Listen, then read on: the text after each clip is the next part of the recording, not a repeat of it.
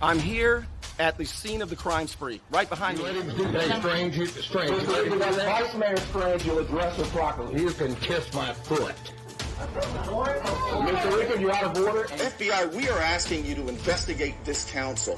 Please look into this council, how they award contracts, the bid process, how they use their positions to benefit their friends and themselves, how they use their positions to attack residents and critics and neighbors and business competition. FBI, will you please look into this? And I welcome the FBI here. If you notice,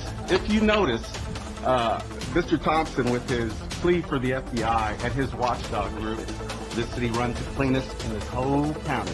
I guarantee He was served a federal subpoena this morning. Did receive a subpoena this morning, and we're going to cooperate 100% with the subpoena. And most of you who were involved up here, you gaslighted me. You tried to say I was crazy. And now we know that that's not true. And there's a lot of other issues I've been asking about as well.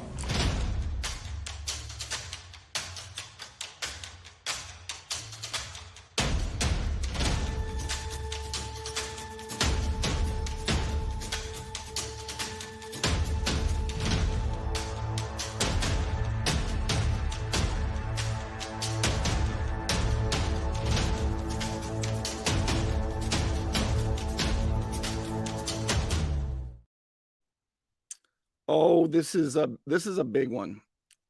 I've got a brand new filing in the James Finch case to share with you. So I hope that you will help me share this. I hope as many people see this as possible. I don't know yet if WMBB has run its narrative of the filing of the motion that was filed last night for defendant James Finch asking Judge Walker to acquit, for the judge himself to acquit under Federal Rule 29, which basically says, now, Judge, that you've seen that there is scant evidence, not enough for a jury to convict, that the facts of the case are all crazy and out of whack, timelines and such, that that the court has a duty to acquit. We asked you to dismiss the case after you said that the government, the prosecutors, and the investigators were reckless, unprofessional, and haphazard. And Judge Walker said the court was losing its patience as the prosecutors continued to rewrite indictments, more iterations of an indictment than anybody's ever seen here.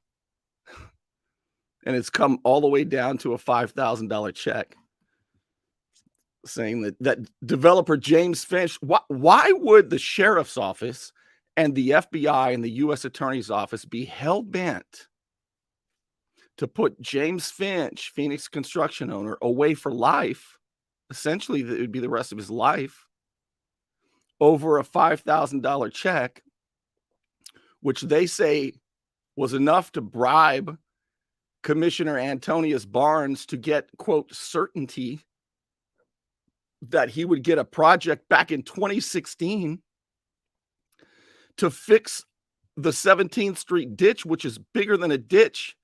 Like 12 feet deep. It had alligators and snakes in it. People crashed. One lady died in this dangerous ditch along the road. A lady died.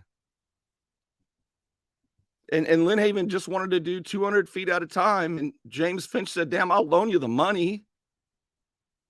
You don't have to pay me. Start paying me back till it's finished. He finished it in a year, 3,300 feet.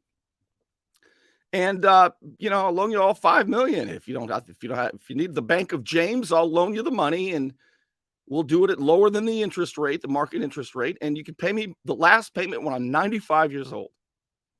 Why is it that Sheriff Tommy Ford and the FBI and the U.S. Attorney's Office say that this is the focus of cleaning up corruption in Bay County? Why? So The defense before the trial asked the judge to dismiss, and the judge said, no, it's really not proper. I'm the judge of the law. The jury is the judge of the facts. That's what Judge Mark Walker made very clear during the trial last month.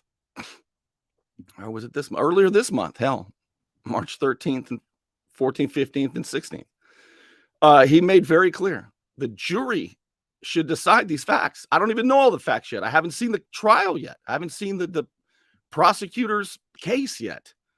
So we're going to go ahead, and this is going to go to trial, and we're going to let the jury, the judge of the facts, decide. That's proper. Even though I think this is a mess, it's proper. All right?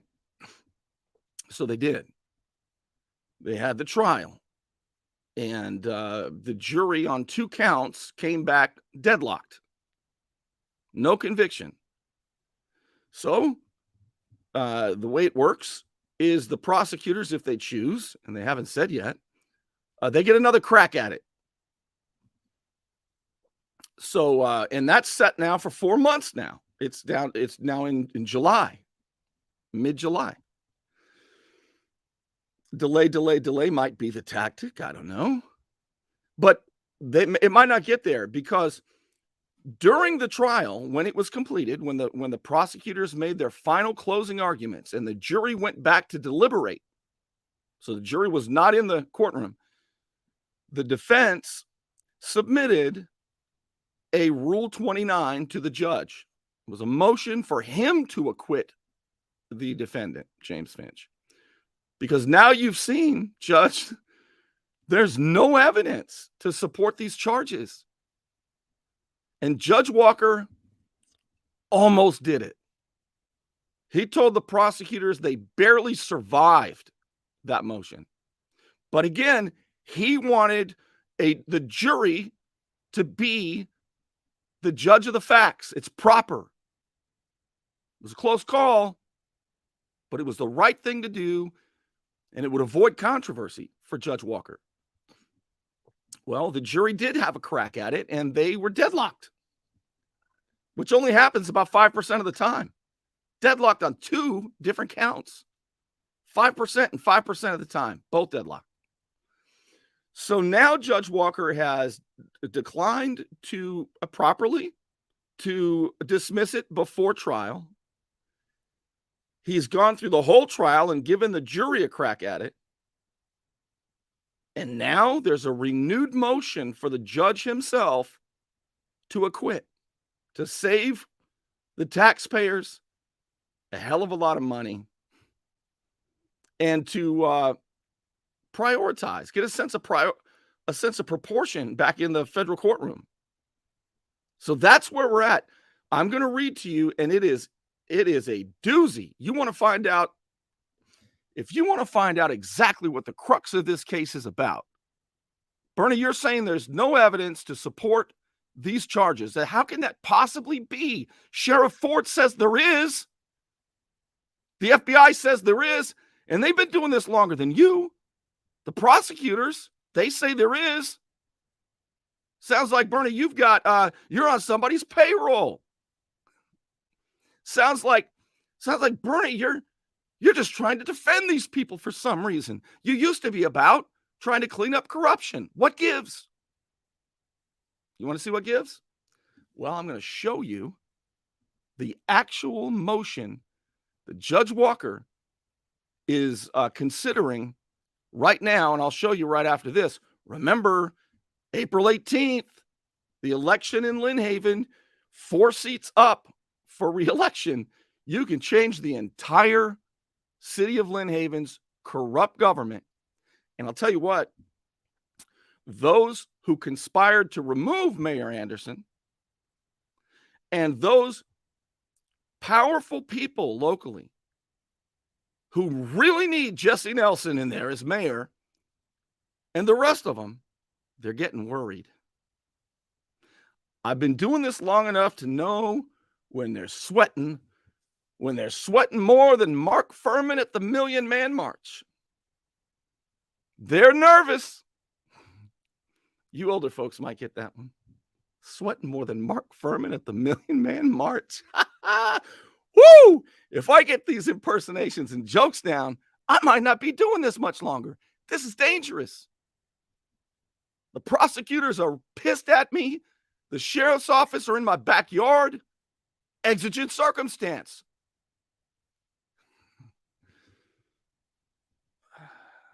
Everybody that can hurt me is pissed off at me.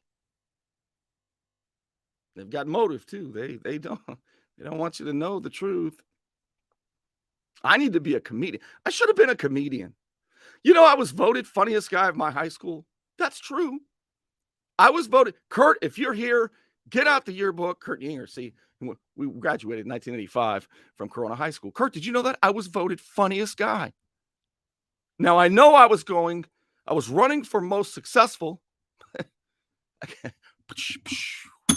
Anyway, I know I've lost probably 7 viewers, but at this point, it's for my own well-being to laugh a little bit. Chicken soup for the soul. That's what I'm going to have when I go home, just chicken soup. Oh, God, babe, by the way, that soup last night was unbelievable.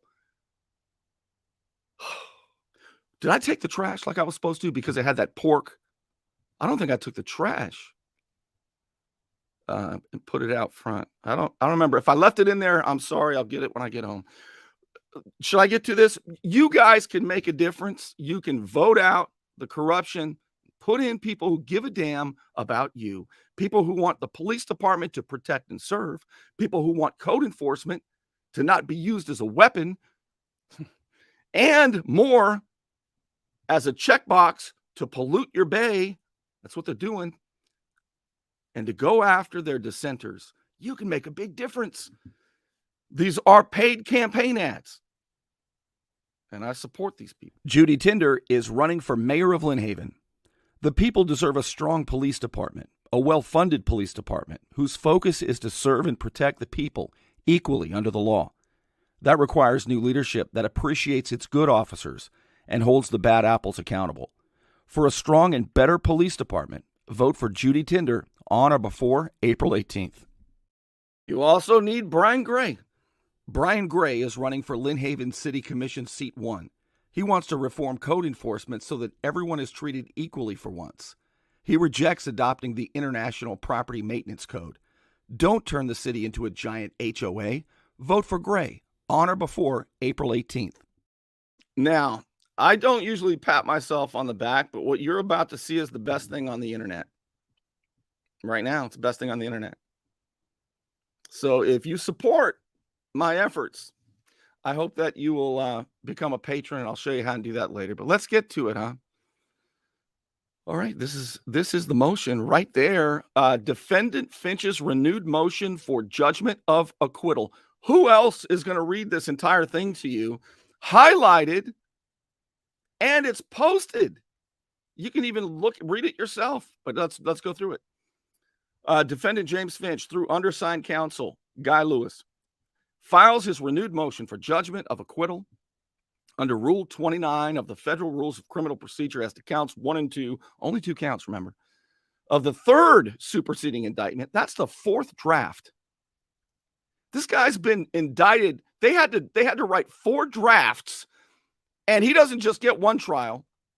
You know, they're calling it now, well, that was the first trial. Now WMBB's talking about, we're going to talk about the second trial. How many trials? How many indictments? Over a $5,000 check. A check that they say was a bribe that was deposited into Barnes's business account. for a project that the prosecutors told the jury, forget that it was a great project. Forget that it was recommended to the staff. Forget that it was a 4-0, 5-0 vote. Forget all of that. You just got to listen to Michael White and his testimony that took place after the contract was signed. Is that insane? Yes, that's insane, but it's more than that. There's something going on around here, and we're not in on it. Arthur Cullen's in on it. Jesse Nelson's in on it. Some of these other folks that they've enlisted to try to trick you, they're in on it. But we're not in on it. We don't know exactly what the hell's going on, but we know that this doesn't add up. Am I right or wrong? Back to this. Okay, following a multi-day trial, the jury failed to reach a unanimous verdict. After multiple jury questions, they came back and asked several questions, and receiving a modified Allen charge when they said they couldn't come when they were deadlocked, the judge said, "Okay, you got to go back in and give it another good try." That's what that means. The jury again indicated that it could not reach a unanimous verdict. The court then granted a mistrial and discharged the jury on March 16th, just a couple of weeks ago.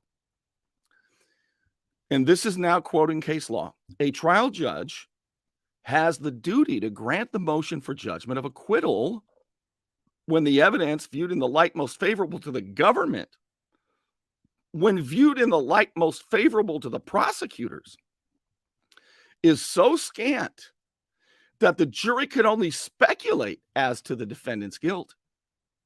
The way these motions work is the lawyer, the defense, will present case law. They're setting up the foundation of why they're allowed to ask the judge to acquit the defendant. They're setting it up. This is why, Your Honor, this is the case law that supports our motion. And then, after they set up why they're allowed to do it, then they're going to go over the evidence. And you're not going to believe it. All right. Please tag your friends. Please share the post. Please share this. Get the word out so people know the truth, the evidence. If I say it, I show it. The test is whether a reasonably minded jury must have had a reasonable doubt as to the existence of any of the essential elements of the crime. While the applicable standard certainly carries what is generally characterized as prosecution-friendly overtones, right? Like most favorable to the government, judicial oversight or sufficiency challenges is not an empty ritual. Sufficiency means that it's enough. That alone is enough to either keep going or to acquit. It's not just necessary, it's sufficient.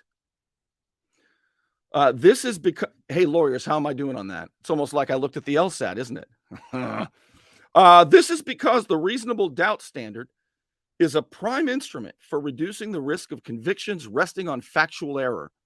The evidence will not support a conviction when even viewed as a whole and in the light most favorable to the government, to the prosecutors.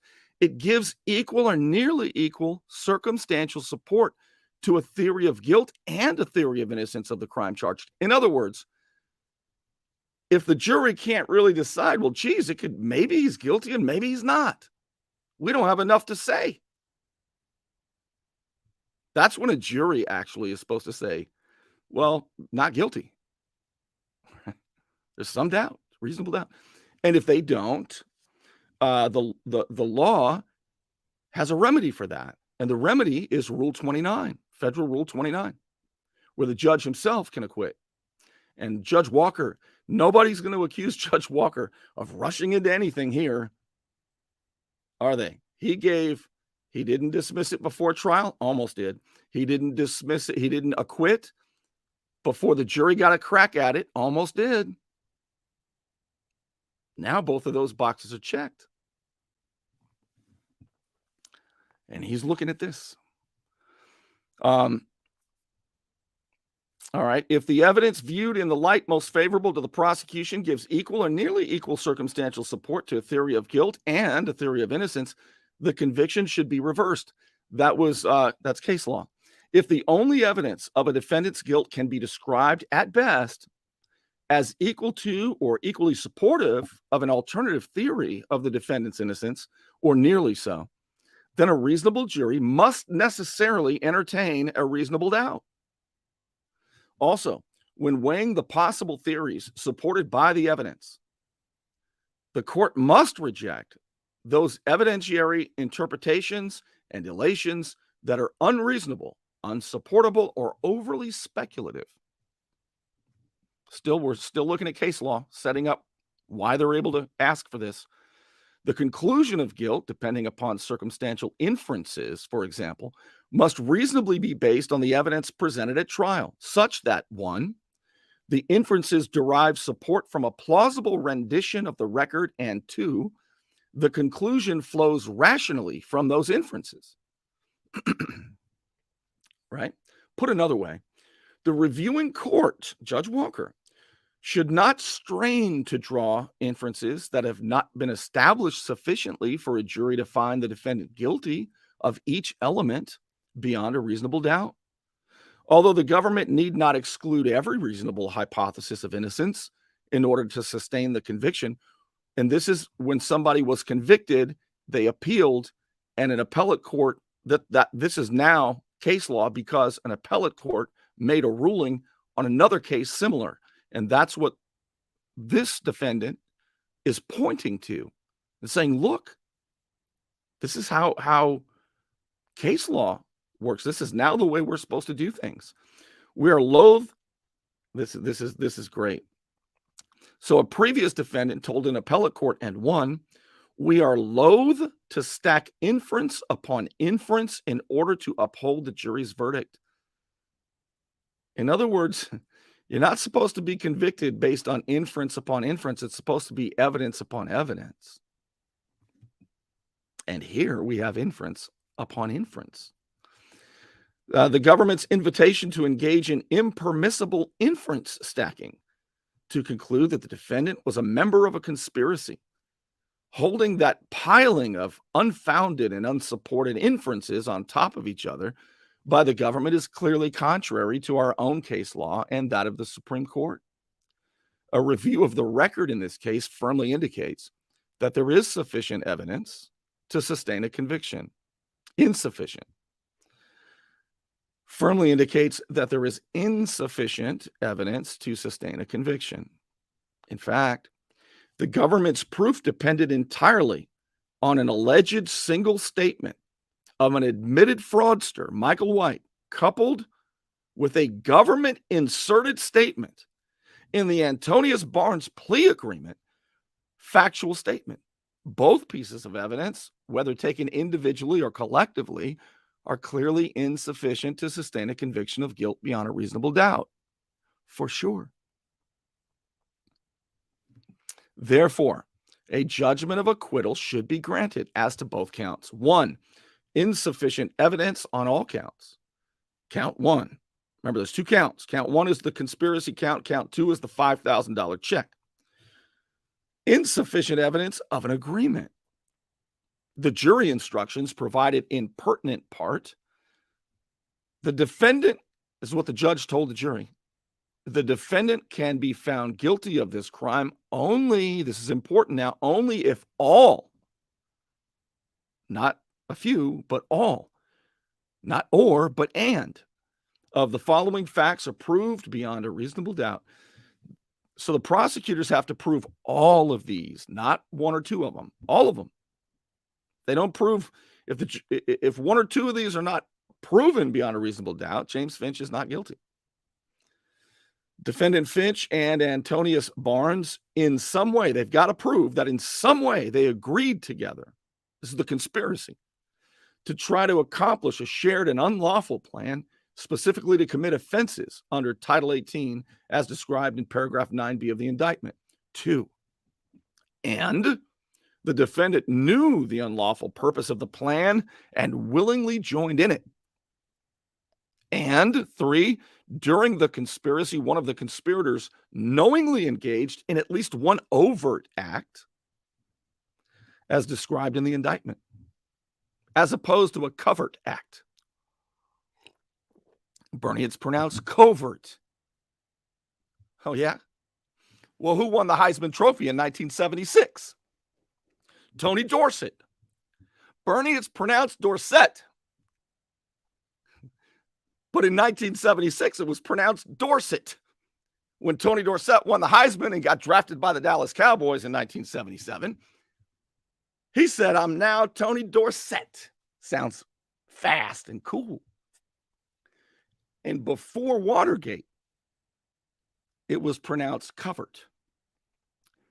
But because of the covert operations, that's how all the media, that's all the press, all the TV anchors pronounce it, covert operations by the Republican Party and the DNC headquarters, covert. So I'll say it the way we say it now, as opposed to covert. Now, isn't it worth being here just to learn that? I'll get to it. As described in the indictment. And 4, the overt act was committed at or about the same time alleged with the purpose of carrying out or accomplishing some object of the conspiracy. All those have to be proven.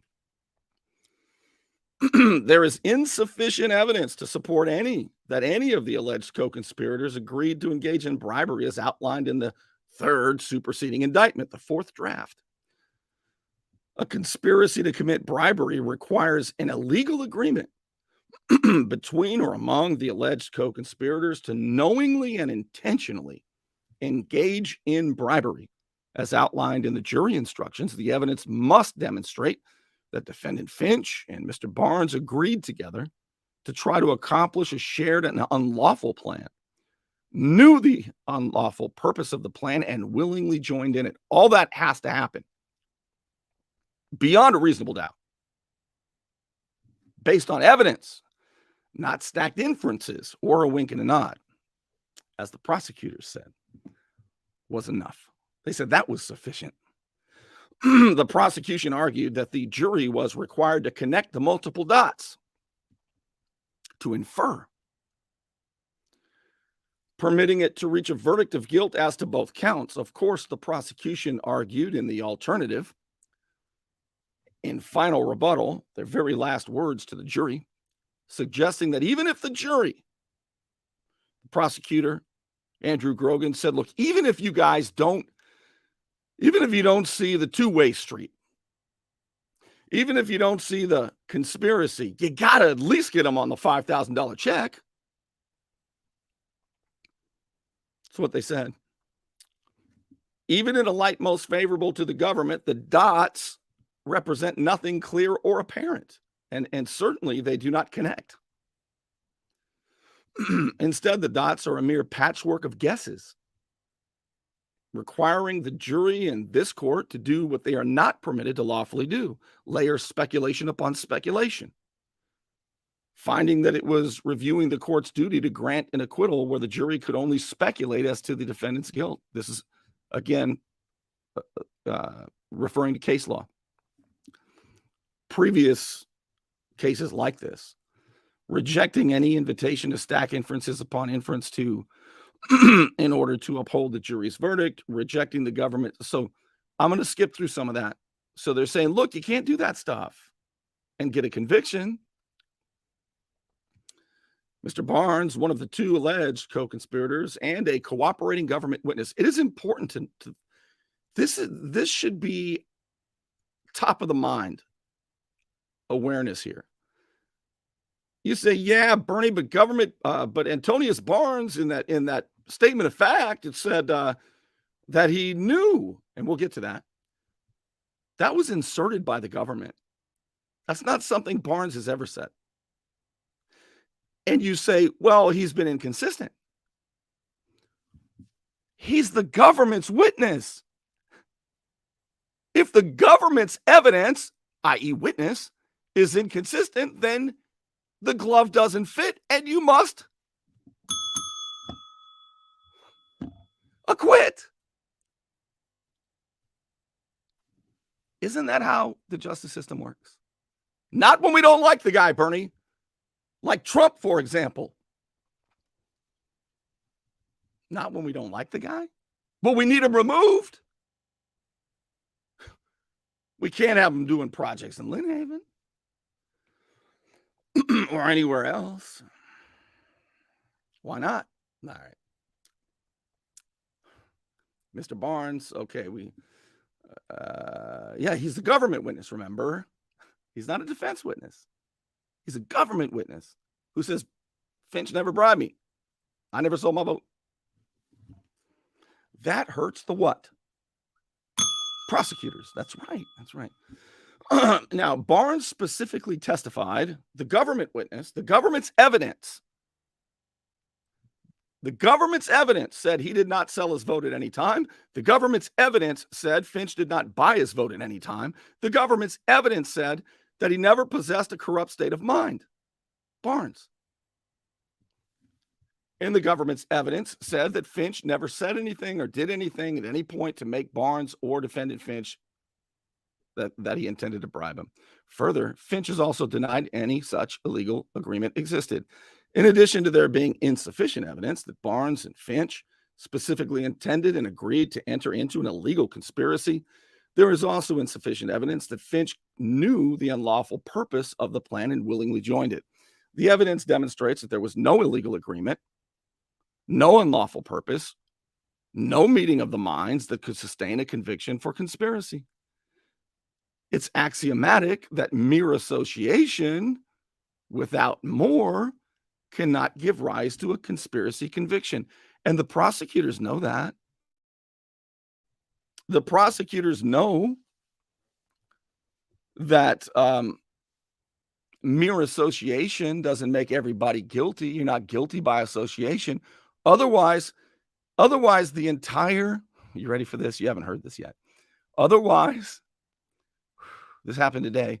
Otherwise, the entire U.S. Attorney's Office under U.S. Attorney Jason Cootie, they would all be corrupt. You know why? Because one of his assistant U.S. attorneys just got popped for what? For steering contracts. For steering contracts to her husband. Yeah. You heard me right. An assistant U.S. attorney just got popped and pled. Has a statement of facts of her own now. So am I going to say, well, surely U.S. Attorney Jason Cootie was in on it? No. U.S. Attorney Jason Cootie wasn't in on it. He doesn't know that oftentimes his assistant U.S. attorneys and prosecutors are not giving him all the facts, right? Right, U.S. Attorney Cootie? You want to clean up this town. You guys told me so in 2019. Now you're the boss. Now you're the guy in charge. You can do this. And you got a crack FBI guy. I saw him. Special Agent Crecilius looks like he came, like you guys pulled him straight out of Gotham. I mean, I bet that guy, if Bain himself were here, you just unleash Agent Crecilius on his ass. I saw him. You guys know. So just because your colleague was doing essentially what you're accusing Finch of doing, it doesn't mean that you guys are guilty too. More on that later. All right. So the evidence demonstrates there was no illegal. I told you all that. The defense is unrebutted evidence. The prosecutors never said, you guys are wrong. Never said that. The defense's evidence was unrebutted. And that was a big deal to Judge Walker when he considered acquitting Finch himself. But he gave the jury a crack at it, and he should have. They're the finder. They are the judge of the facts. That's the way it works. The judge is the judge of the law, and the jury is the judge of the facts. Give them a chance, and they had one.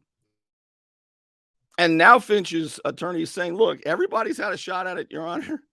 You've seen it now. Can we please just go ahead and do what ought to be done so that taxpayer money can be better spent? The prosecutors can go after some real bad guys because there's a lot of them.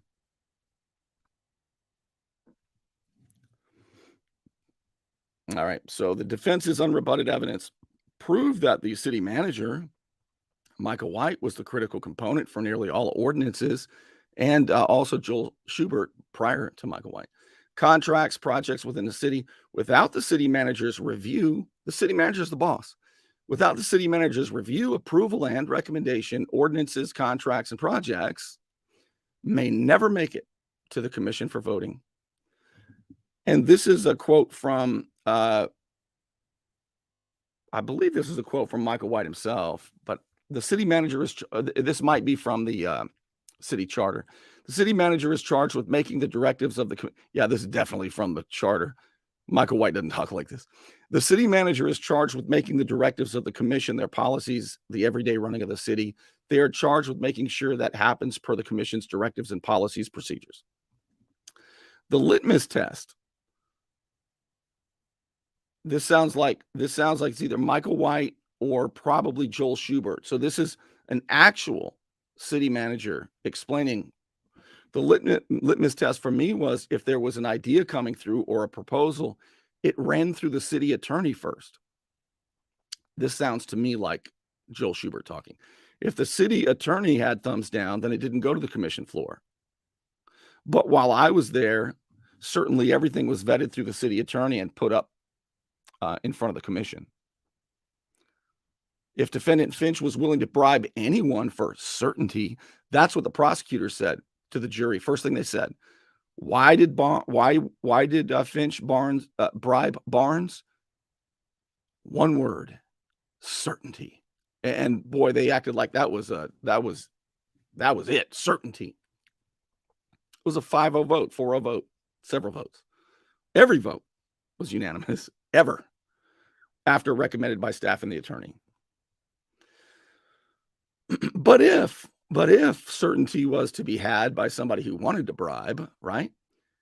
If that's the motive, then there should or would be evidence of bribing or attempting to bribe the city manager.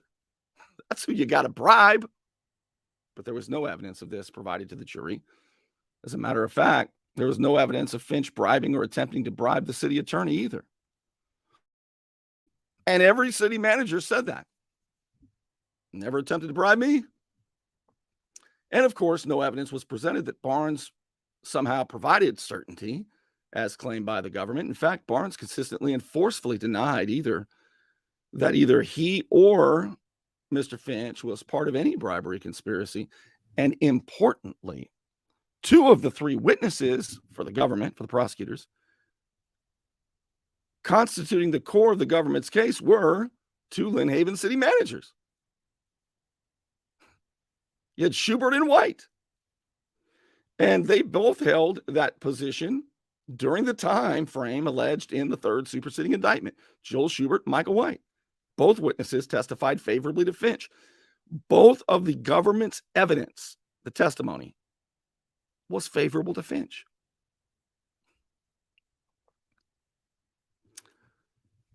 Well, Bernie, maybe they were lying. Well, then that hurts the prosecutor's case, indicating that Mr. Finch never offered them anything of value in exchange for official action. The same was true for former Commissioner Judy Tinder, testifying that no one on the commission, including Antonius Barnes, attempted to lobby for her vote, testifying that defendant Finch never offered her anything of value in an attempt to influence her. There was no evidence of attempted influence by or through defendant Finch. There was a question posed during the trial to Schubert, city manager at the time before Michael White. Mr. Schubert, did Mayor Anderson ever pressure you to award projects to Mr. Finch? What about Mayor Anderson? Margot Anderson. Yeah, remember her? She was the one floating around on the yachts getting free RVs from Finch. Remember? All that turned out to be a lie from beginning to end. The RV's back home. There was no yacht. The U.S. attorney, the lead prosecutor who started all of this fantasy fiction, retired when it got hot. And his name is Stephen Coons. He made all that stuff. Well, I don't know if he made it up, but he's the one who was pushing it. I don't know who made it up. I know the sheriff's office, Sheriff Ford's guys, they're the ones who drove the RV away and brought WMBB with them.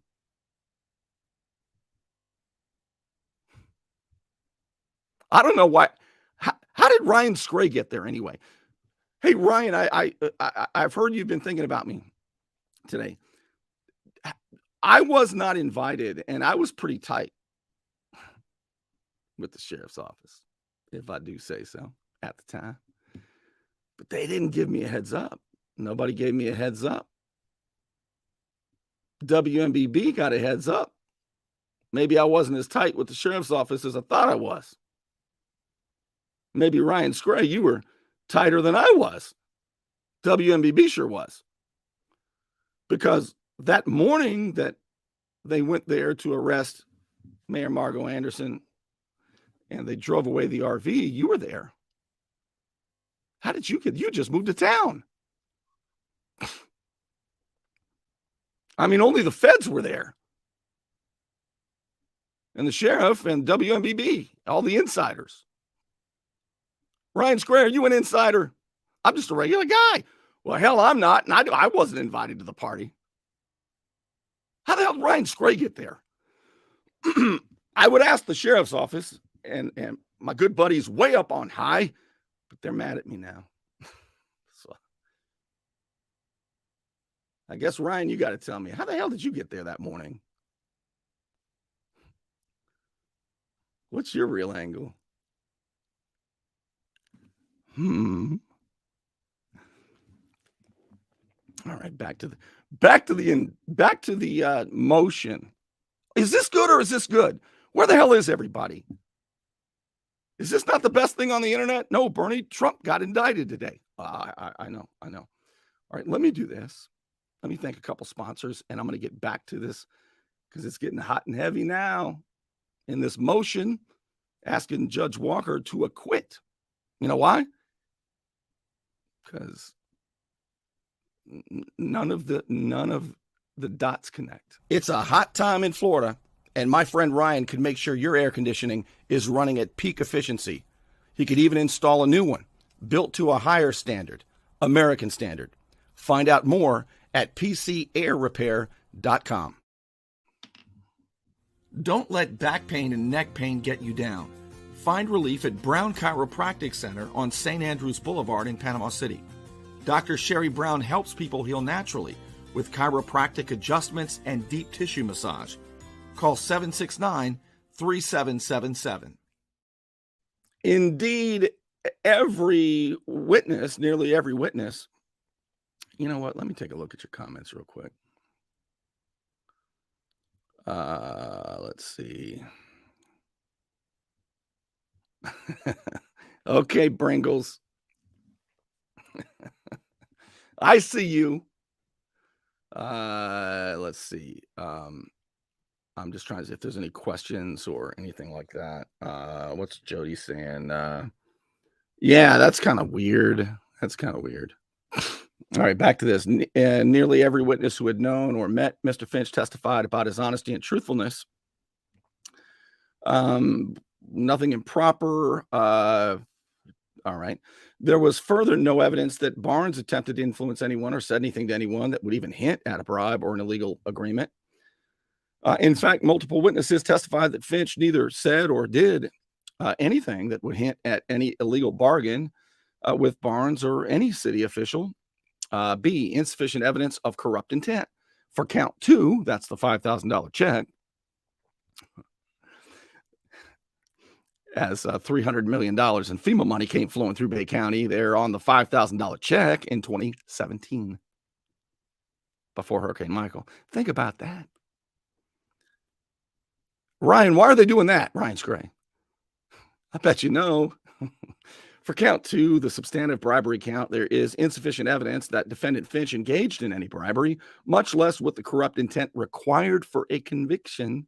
To convict defendant Finch, the government must show beyond a reasonable doubt all these things: that Barnes was an agent of the city of Lynn Haven, yes, that it met the federal standard, and that during the 1-year period, defendant Finch gave or offered something of value to Antonius Barnes with the intent to influence or reward Barnes in connection with any business or any of that kind of stuff with something of value, $5,000 or more. That's why it's a $5,000 check. That's the minimum for a federal jurisdiction. That in doing so, defendant Finch acted corruptly. The government's witness, that is to say, the prosecutor's evidence, again said he did not sell his vote. Finch did not buy his vote at any time. He never possessed a corrupt state of mind, and Finch never said or did anything at any point to make Barnes think Finch intended to bribe him. It's what he said all along. It's what he said under oath, and the prosecutors are mad at him, and he's probably going to pay a terrible price for it. But he told the truth. His conscience, he's got so much to lose. All he had to do was sit there and say what they told him to say, but he couldn't bring himself to do it. Tell you what, I don't know Antonius Barnes at all. But if I've seen courage, if I've seen somebody stand up there and say what he believes, it's been him.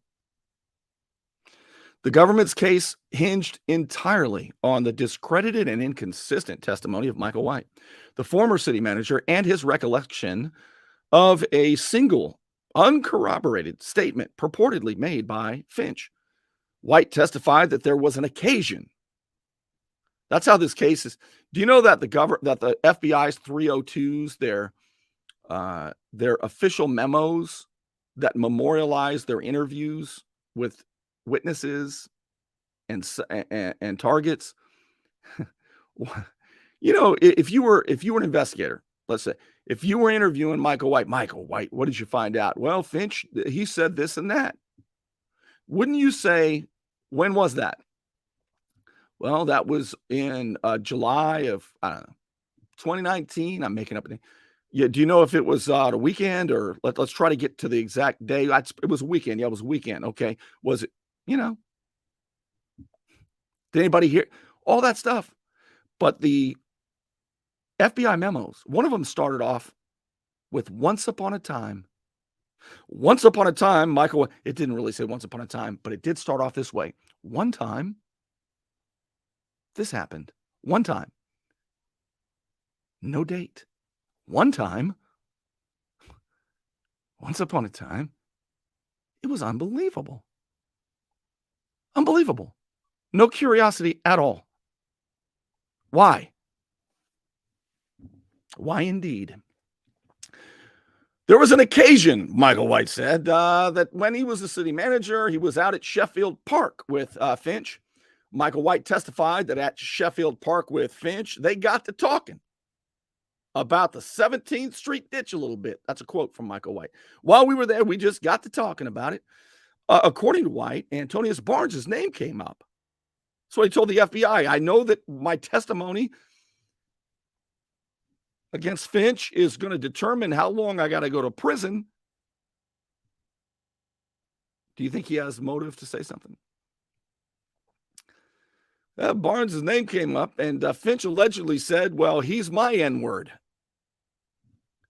He'll dance if I tell him to dance. That's what Michael White told the FBI. Now, if you know Finch, you know Finch has an affinity for Barnes. He knew Barnes' mom.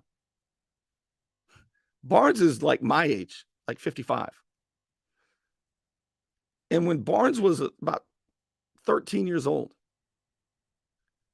his mom cleaned City Hall.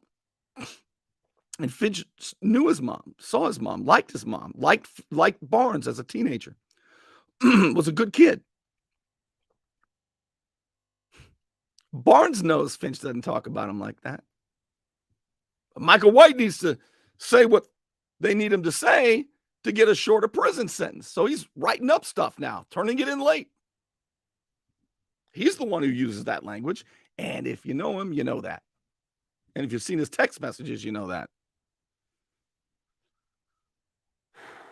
In context, however, Michael White testified that the issue, what we were talking about at Sheffield Park, me and Finch, was the funding. This is important. This is the key to the whole thing. Michael White told the FBI that once upon a time, on an occasion, didn't know when, that he was talking to Finch. 17th Street Ditch Project came up. He calls Barnes the N-word because he needed the votes to get the funding. The funding had been decided a year before under the previous city manager, Joel Schubert. The contract was signed. And Finch turned out to be the bank himself. Finch loaned the money. Does it sound like Finch needed the certainty? It was already done. a year before.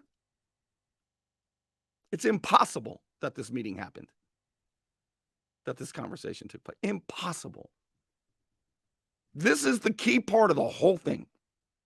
Okay, just so you know. On cross-examination, White confirmed that the alleged conversation in Sheffield Park was about financing. And he said the 17th Street ditch come on over into my leadership, and as well, the original contracts were all done before he was hired as city manager. On cross, White admitted that the documents, the records, and the contracts would be the best evidence. Are you telling the truth, Michael White? Yeah, I'm telling the truth. And I'm sorry about all those bad words I said and the N words that I called you. Yeah, but what about the contracts? That would tell us, right? Yep, the contracts would tell us, sure enough. Well, that's known as record evidence, and it conclusively shows that the funding associated with the 17th Street Ditch project was approved by the city commission well before Michael White was even hired as the Lynn Haven city manager. The prosecutors know he's lying. The prosecutors love that he's lying. And what's that saying about the whole system? How do people even... I know that you really want a conviction, and that's what prosecutors want. And all that, but I mean, don't you ever lay your head down or when you're in church sitting in the pew, well, Bernie, I just put a little more money in there, and my conscience is fine. You just put a little more money in there? Yeah. Plus, I get a promotion. But what about doing the right thing? What about justice? What about, if I can figure this out, I know you can, because y'all are way smarter than me. And I'm not joking. I used to think I was smarter than lawyers. I really did. I used to think I was smarter than lawyers. And then I took a few cracks at the LSAT, which is the test you have to take to get it. And now I realize you guys are smarter than I am. So when I see you saying something that I know is not true, because 1 + 1 + 1 is 3, and you're saying it's 2.5, I know you know better. So whenever now I see a lawyer saying something that doesn't add up, I know they're being dishonest. That's how I know. It's that easy. Y'all are being dishonest. All right, this is about the notes that came up late. This is the proof. All right, this is the proof that the financing had all taken place before Michael White ever met Finch at Sheffield Park, when Finch was throwing around the N-word. I mean, hey, those of you who don't like me and you know, you maybe say, Bernie, you got to be a racist because you don't like Jesse Nelson as mayor and you're not big on Vicky Gaynor as city manager. You guys are on the side of the racist, man. Yeah. The hell? What the hell? Talk to me about what's right or wrong. Because I'll pull out. If you talk to me about what's right or wrong about race, I'll educate you about an acronym. All right. I got a master's degree in English and a master's degree in journalism. I'm smart too. And I'll teach you something else tonight. I'll teach you about the acronym OUCHO. Are you familiar with it? It's pronounced.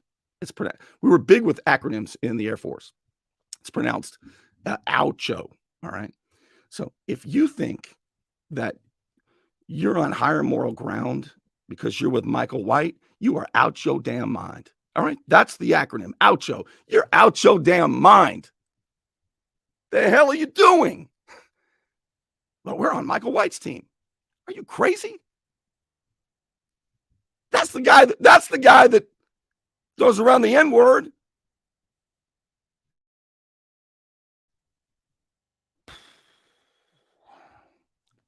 As a result of the irrebuttable inconsistencies within Michael White's testimony regarding the funding inconsistencies, the court, now this is important too. The court may conclude that the government elicited perjured testimony. Yeah, the prosecutors had Michael White lied to the court. Because it's so now what are you going to do, court? It was factually impossible for the conversation described by Michael White to have taken place. Testimony generally should not be declared incredible, not believable, as a matter of law. It's a legal standard, as unless it asserts facts that the witness physically could not have observed or events that could not have occurred under the laws of nature. After February 28, 2017, there would have been no need. There would have been no need for Finch to discuss with Michael White the financing of the project that had already been approved by the city commission prior to the hiring of Michael White. He already had it. He was the bank. Lynn Haven went to the bank of James Finch. This, of course, is without regard to the fact that no one heard or witnessed this fantastic make-believe racially charged statement that surfaced at the 11th hour in violation of multiple court orders requiring earlier production. Even if the so-called Sheffield Park repulsive statement was made, which it was not, that statement does not establish corrupt intent of defendant Finch in December 2017 when he provided the $5,000 check to Barnes.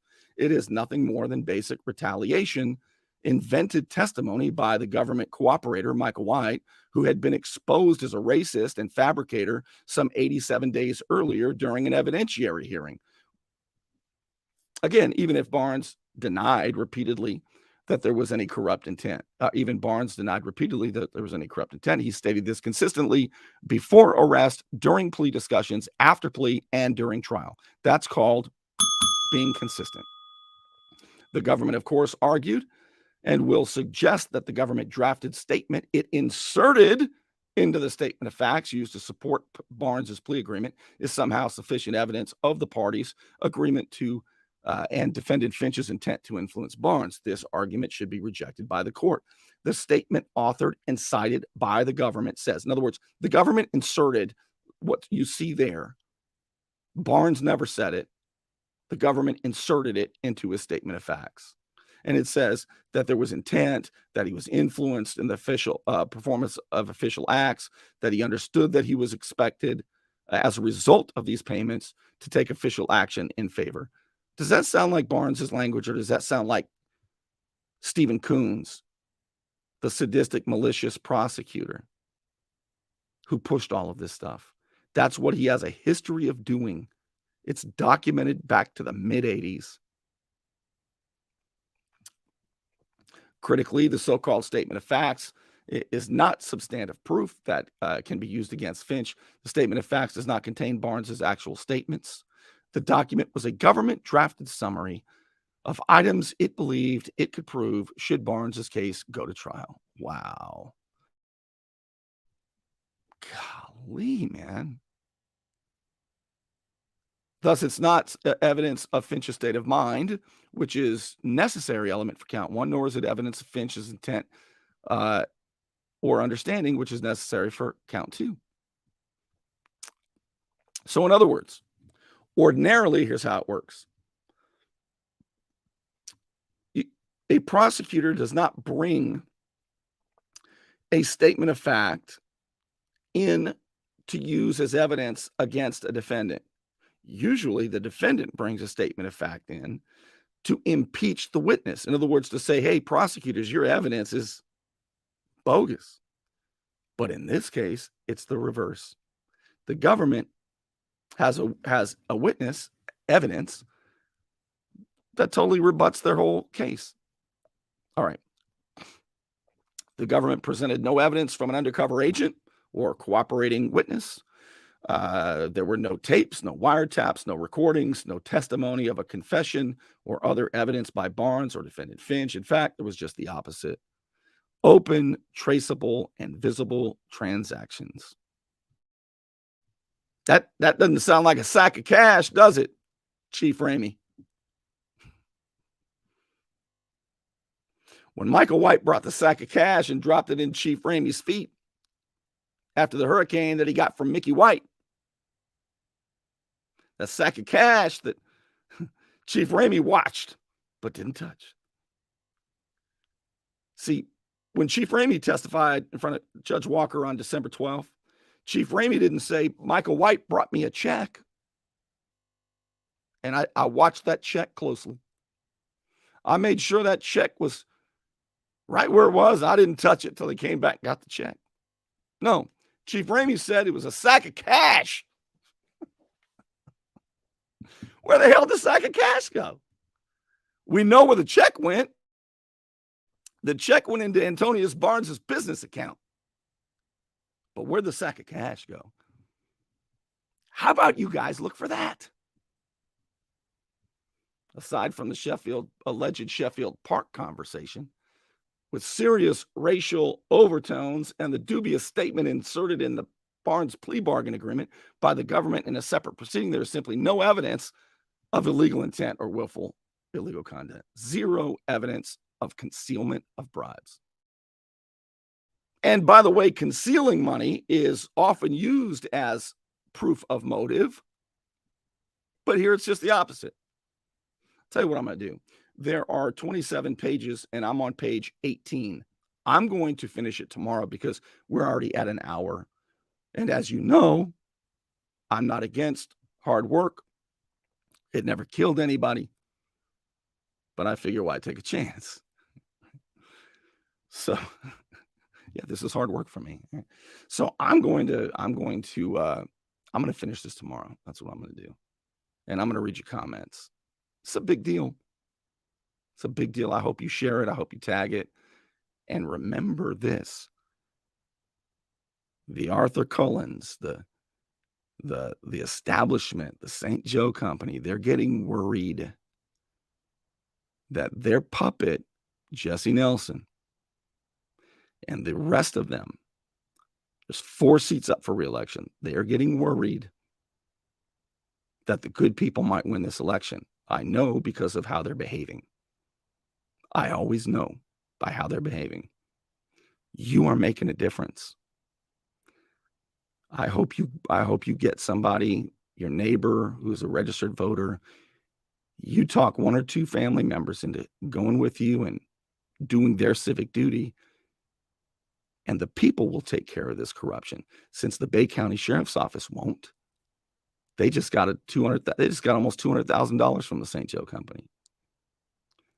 I'm going to end with this because it's unbelievable. Sheriff Tommy Ford just 2 days ago posted that the St. Joe Company wrote a big check, speaking of checks, to the sheriff's office for some much needed life-saving stuff. Okay. But still, the St. Joe Company gave a bunch of money to the sheriff's office. Now, in an FBI memo a few months ago, my name was in it. They said, City Manager Vicki Gaynor told the FBI that the rumor is Bernie is on James Finch's payroll. And the FBI didn't say, where did you hear that? Let's go ask Bernie. First of all, it wouldn't even be illegal. But they didn't ask any questions. But they put it in an FBI memo.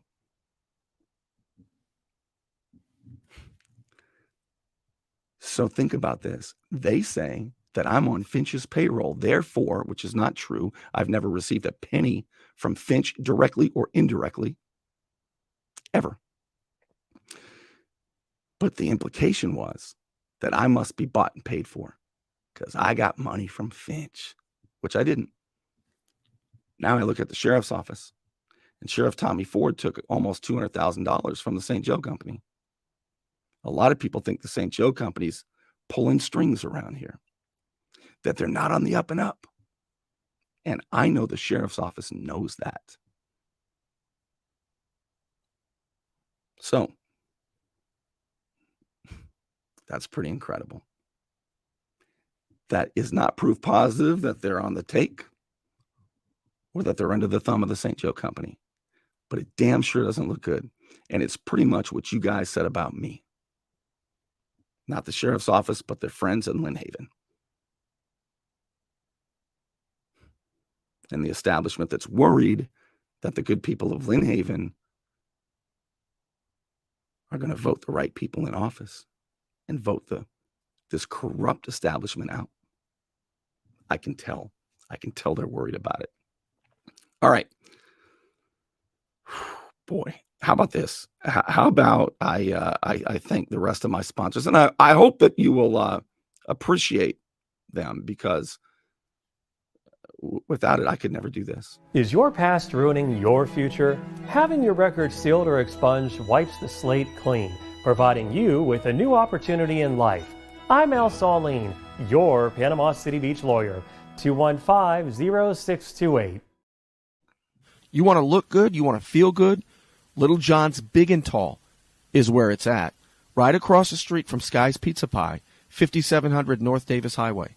You can find out more online at littlejohnsbigandtall.com. He's also a member of the iTex trading community, where your iTex dollars are welcome. And thank you to the Unknown Patriot. There he is, the Unknown Patriot. Thank you so much for your support, as always. And with that, I'm going to wrap it up. I'm going to finish this tomorrow. I will tomorrow show you how you can read it for yourself. Thank you for being here. Please, if you're a Lynn Haven voter, please do your part and let's fix this problem. I mean, it should have already been fixed, but if you're the only ones that can do it, let's get it done, right? All right. Thank you so much, and I will see you tomorrow.